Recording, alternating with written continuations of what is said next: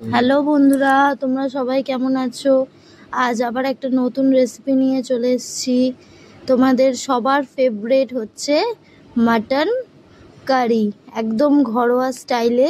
আর আগের দিন আমার মেয়ের বার্থডে ছিল, তো সেদিন মাছ হয়েছিল, তাই আজ একটু মাংস হয়ে যাক। চলো স্টার্ট করা যাক রেসিপিটা।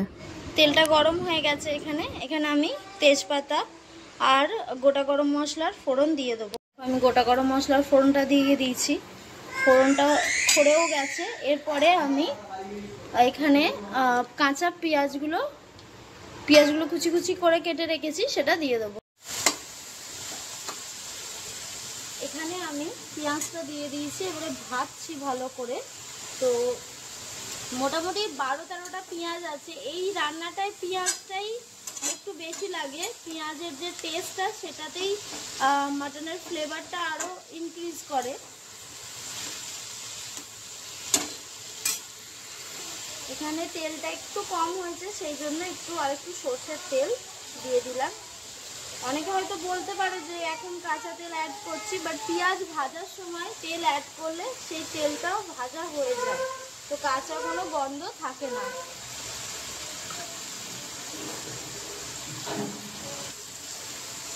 এখানে অল্প একটু নুন অ্যাড করে দিচ্ছি আমি, যাতে পেঁয়াজটা আরো নরম হয়ে যায়।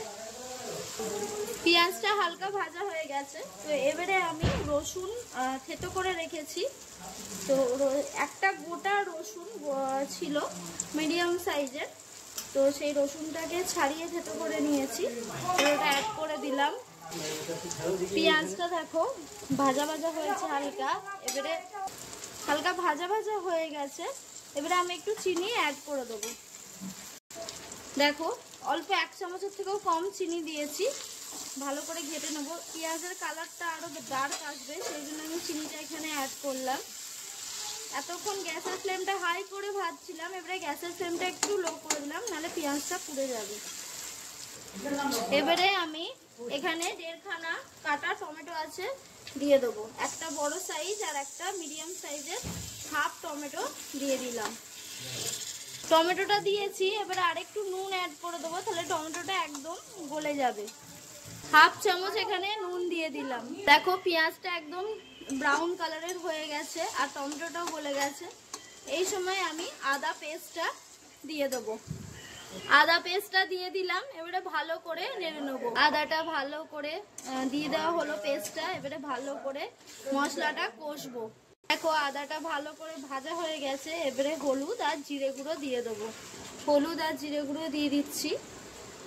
আপাতত এই ছোট চামচে 2 থেকে 3 চামচ হলুদ দিলাম, আর এখানে 3 চামচ মতো জিরে গুঁড়ো দিয়ে দেবো। ভর্তি 3 চামচ। এখানে মশলা খুব বেশি দেওয়া হয় না, পেঁয়াজটা একটু বেশি পরিমাণে লাগে, এটা একটু কম মনে হচ্ছে, তো আর 1 চামচ আমি হলুদ অ্যাড করে দেবো। মশলাটা যাতে ধরে না যায় তার জন্য জল দিয়ে দিলাম অল্প করে, আবার কষবো। আবার একটু জল দিয়ে দেবো। দেখো মশলা থেকে হালকা তেল ছেড়েছে আর মশলার কালারটা একটু ডার্ক হয়েছে। এবারে আরেকটুখানি চিনি অ্যাড করে দেবো, যাতে মশলার কালারটা আরেকটু বেশি ডার্ক হয়ে যায়। কেউ যদি মনে করো এখানে চিনি দেবে না, তো তার বদলে কাশ্মীরি রেড চিলি পাউডারও দিয়ে দিতে পারো। আমার কাছে কাশ্মীরি রেড চিলি পাউডার নেই, তাই আমি এখন চিনিটা অ্যাড করে দিলাম। আমি আরেকটু জল অ্যাড করে দিলাম, তো মশলাটা নিচে লেগে যাচ্ছিলো, তাই জলটা অ্যাড করলাম।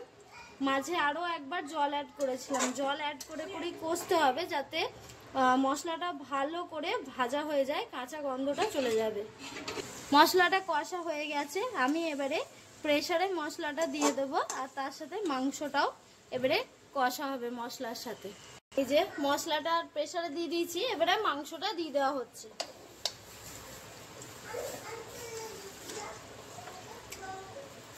এখানে 1.5 কেজি মাংস আছে, তো এবারে মাংসটা দিয়ে দিচ্ছে, দিয়ে মাংসটা দিয়ে ভালো করে কষা হবে।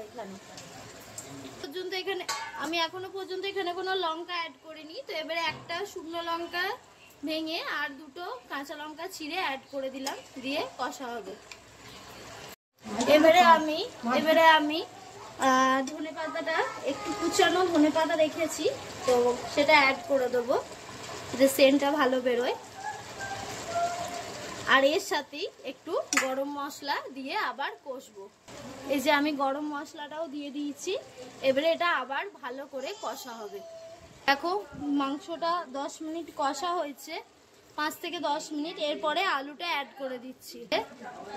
আলু ভেজে রেখেছিলাম এখানে, তো ওই ভাজা আলুগুলো এবারে একটা একটা করে দিয়ে দেবো।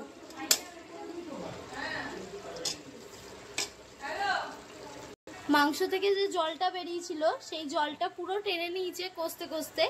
এবারে একটুখানি জল অ্যাড করে দিলাম, অল্প একটু সামান্য জল অ্যাড করলাম, কারণ মাংসটা এবারে না হলে নিচে ধরে যাবে। মাংসটা পুরো কষা হয়ে গেছে, এবারে জল ঢেলে দিচ্ছি।